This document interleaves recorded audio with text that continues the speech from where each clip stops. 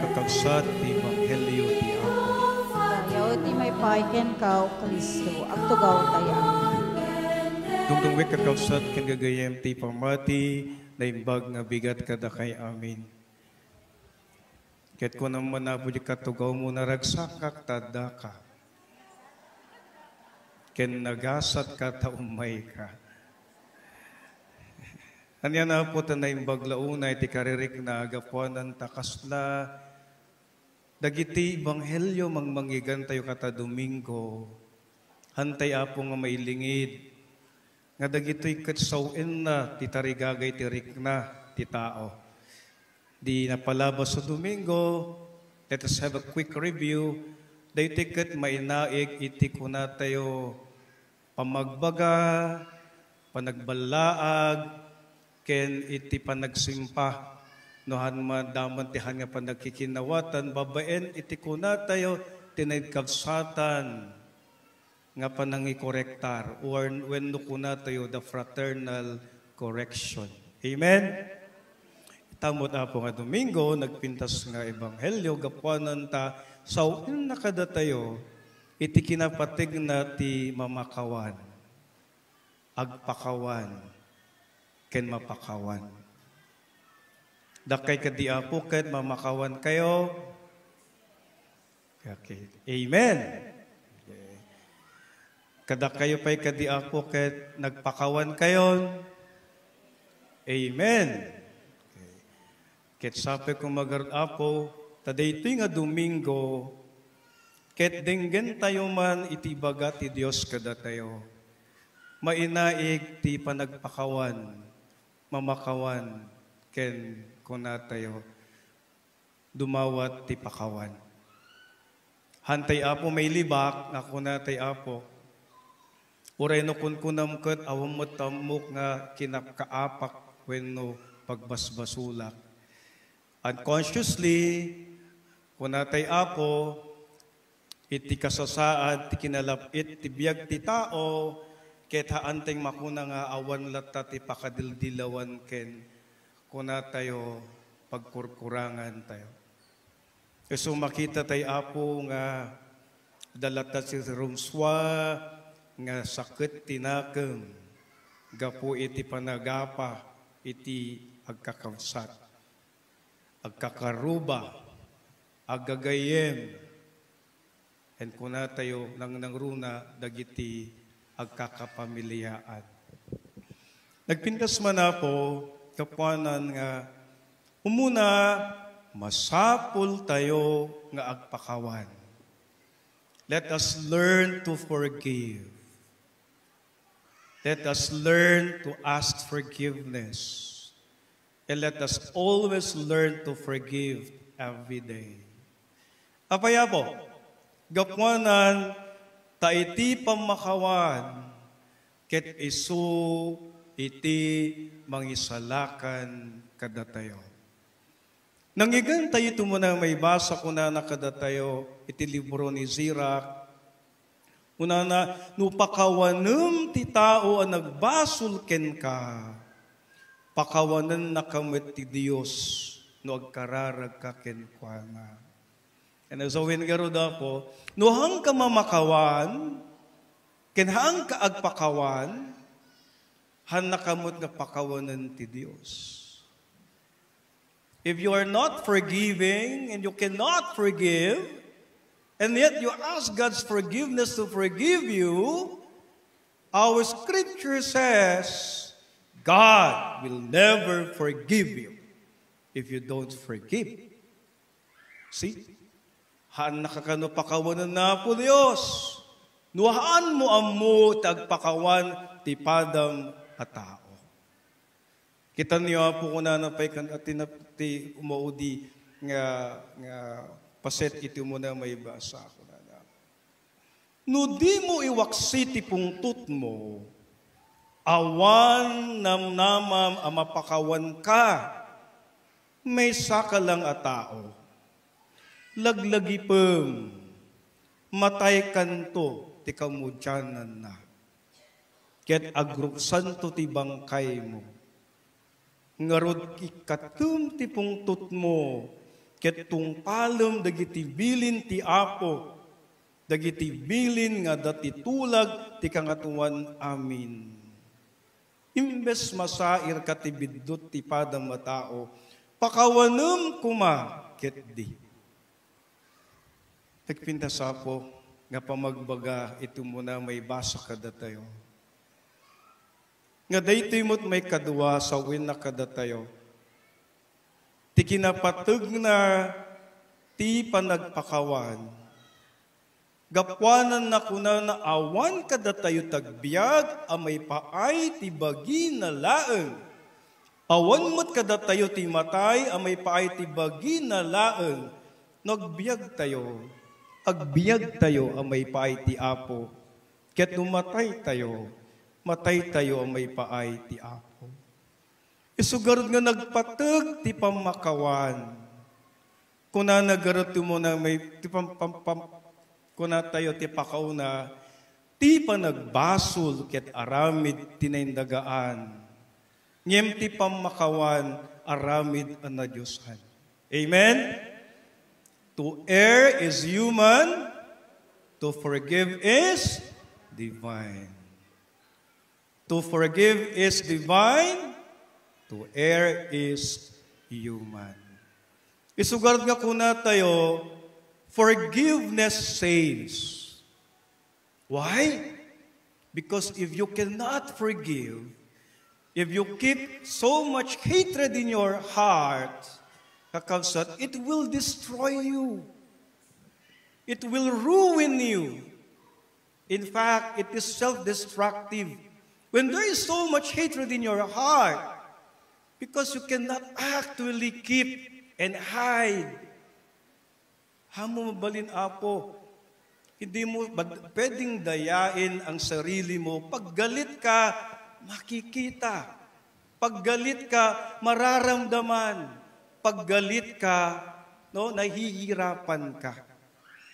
You could just imagine that hatred, which is the absence of forgiveness and love, would in fact destroy the person. Because in fact, that's not the way you are. Because you are supposedly good. You are supposedly kind.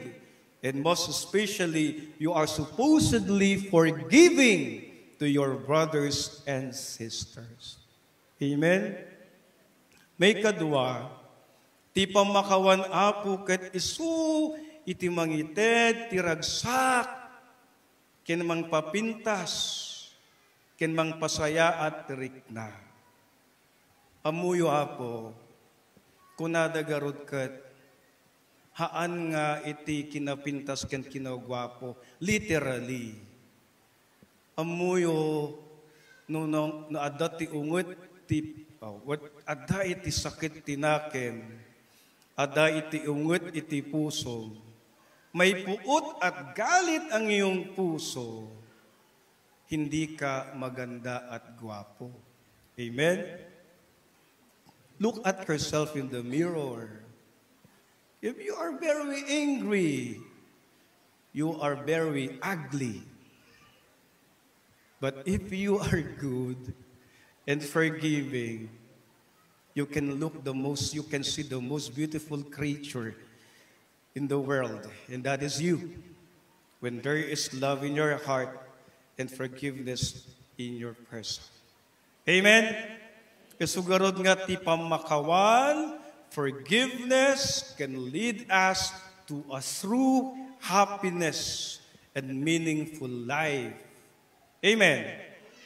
Ken may katlo Apo ken maudi day titilaglagipen tayo, ti panagpakawan ket mag-agpaimbag. Forgiveness heals. Amen. Isu Apo ko na tayo, apay nagdagsin ti barukong ko. Apay nakasaksakit ti ulo. Apay hanak nga makang anges nga nasayaat. Apay hana makapangpangan tinasayaat. Apay hana makatkaturog ang nasayaat. Gapwanan ko na tay garod. We so much keep hatred in our heart that would really psychosomatically affecting us. Amuyo apo, what happens to the body happens to the soul. What happens to the body happens to the mind. Amen? That is why, kunataya po, we don't only simply ask God to heal us. We don't only ask God, Lord, send me the best doctors in the town. Lord, give me the best medicines. Yes. But I think the best medicine and best healing is no other than forgiveness. When we learn to forgive from our heart, then we are being healed. Pudno apo, awanan ti sakit ti pusong, awanan ti haan ka makaanges, haanan dihang ka makatkaturog, haanan dihang ka makapangpangan. Ngemno, kunatay garod, na makawan ka, nagpakawan ka, ken dumawat ka ti makapakawan ti Diyos, mapaimbag ka. Kakabsat, ti pamakawan, ket agpaimbag, ken agpalaing kadatayo. Isugarod kakabsat, kigagayem kunana, dagiti naibasa kadatayo, we have to learn to forgive. Forgive always. Because that's the way to meaningful and that's the way of our salvation. Puno hasat kinggagayem. Sapay kumagarod. Tidaytoy nga awis manin ti banghelyo kadatayo. Nga tagpakawan kat napatag ken kasapulan. Tatlo kas ka at dati pudno nga ragsak ngagtaod itirik na ken puso tayo. Agpakawan tatno mapaimbag tayo. Agpakawan tatno nananay nga naragsak tayo. Agpakawan taisu iti rubeng ken kasayatan nga aramidin tayo. Kakabsat, sabi kong magarot, daytoy manen nga Domingo, may palpalagip kada tayo ti kinapatig na, ti panang pakawan, nga iso ti dalan, ti panang pasanto, ken panakaisalakan, ken panagpaimbag tayo. Laglagipen tayo. Forgiveness saves. Forgiveness gives us true happiness and meaning. And most especially, forgiveness heals. Apo, uray nukun kunam, ikabusur mo, nohan na ipatek ti pamakawan mo, it's okay. Because we have to think of yourself. Amen? It is for own good. Pagsayatam, takayat mo ti may salakan, kayat mo tagbalin nga naragsak, ken kayat mo ti maagasan, ken mapaimbag. Kakabsat, learn to forgive. It takes one to be humble, to reach out, and to acknowledge that he needs forgiveness of God. And he asks for forgiveness from his fellow men. Sabi ko magaruda po, I think, handay ti apo kun kunatoy, but it is an urgency. Let us not delay, but let us do it right away. Forgive. Agpakawan tayo. Gapwanan kuna tayo, tao, ababalaing tibiyag mo. Ket sape kung magarod, tiday ito'y nga panpanawen tibiyag tayo, maamiris tayo, ti pammatik, ti pamakawan. Arisu ti mangisalakan, mangited kay papanan kinaragsak tayo, ken mangpaimbag kada tayo. Forgiveness saves.